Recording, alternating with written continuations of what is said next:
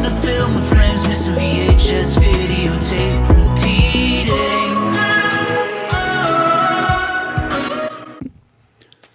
Welcome back, fam and crew, creeps and peeps too. Wes Craven's The People Under the Stairs.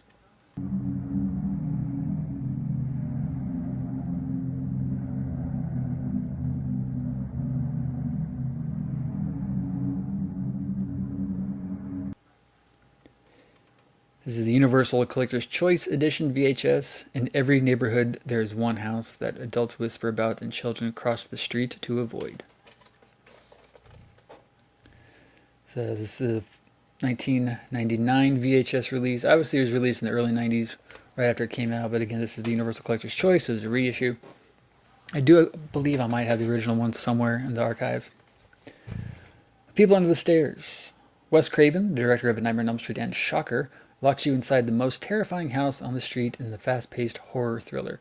Trapped inside a fortified home owned by a mysterious couple, Everett McGill and Wendy Roby, both from Twin Peaks, an impoverished young boy, Brandon Adams, who I think was in Moonwalker, right, is suddenly thrust into a nightmare. Quickly learning the true nature of the house's homicidal inhabitants, the boy battles against sadistic security devices, befriends an elusive and abused girl, and finally learns the secret of the creatures hidden deep within the house. Stunning visuals highlight this inventive film that the San Francisco Chronicle calls Wes Craven's most satisfying movie. I adore this movie. I remember seeing TV spots for it in 1991 or so when it first came out, so I would have been 9 or 10, and actually thinking it looked really creepy. And I really thought it was about, monsters in the basement, but it ended up that's not actually what the story is. Now, I think the first time I ever saw this movie was sometime in the mid to late 90s. I'd maybe been 13, 14, something like that.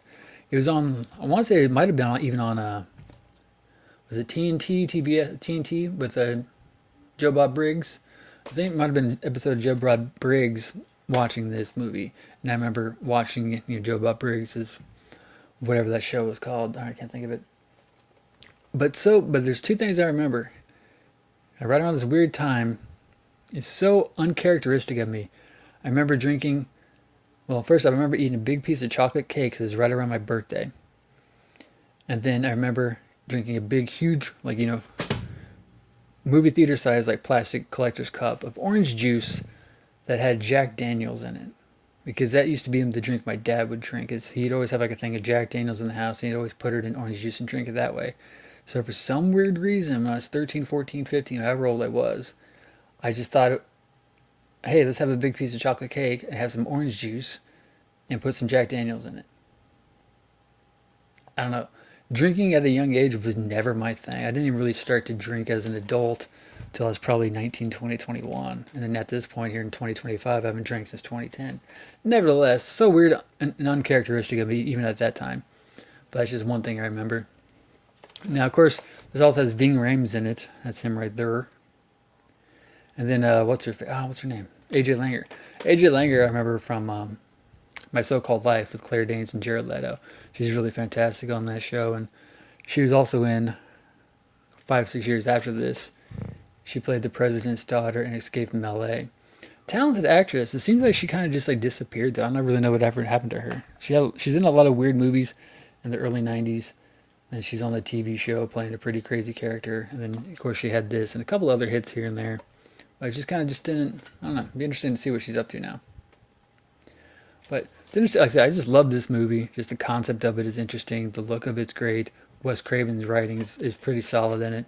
If you always notice, and Wes Craven, rest in peace, would be the first person to tell you that as he was heavily influenced throughout most of his writing by Hansel and Gretel, or just the idea of setting traps and leaving traps. Because if you look back at all of his movies, Last House on the Left, if I recall right now, the parents booby-trapped the house, to get Krug and all them. And then Nightmare on Elm Street, Nancy booby-traps the house. And then, of course, in Wes Craven's New Nightmare, they booby-trap the house. And there's booby-trapped house. He's just really big on booby-trapping houses. It's something Wes Craven had a fetish for, apparently. But love this movie. I could watch it day in, day out. It's such a just cool, weird, just interesting idea. Like I said, Everett McGill and Wendy Roby are just so creepy in it. I remember, like I said, since first couple of times I watched this was on TV, so everything was edited out. I remember when the dog kept barking and barking. He was in his little gimp suit and he tells the dog to shut the F up. But on the TV version, he says shut the face up. It's just so weird. It doesn't make any sense. But all the really violent and bloody stuff was taken out. Like, actually, there's a scene where Wendy Roby's dragging AJ Langer down the stairs. She slips in all the blood. And it's like they like color changed, like color timed the blood to look more brown. Or they cropped it to where you couldn't even see the blood on the floor. And it's just weird watching it that way. But those are memories that I have. And luckily, I still remember that. But luckily, I also have seen the movie uncut in all of its beauty. Fantastic movie. Such a weird premise. Definitely a product of the early 90s. This kind of stuff doesn't really exist in large form now, I would say, but it's definitely the kind of stuff you'd see made for like $1 million and going straight to like Netflix or some sort of streaming site. But fantastic movie. Wes Craven's writing's at its best. Great performances.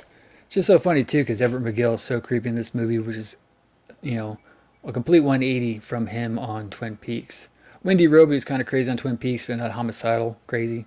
But great movie. If you've never seen it, do yourself a favor. People Under the Stairs, Wes Craven, 1991.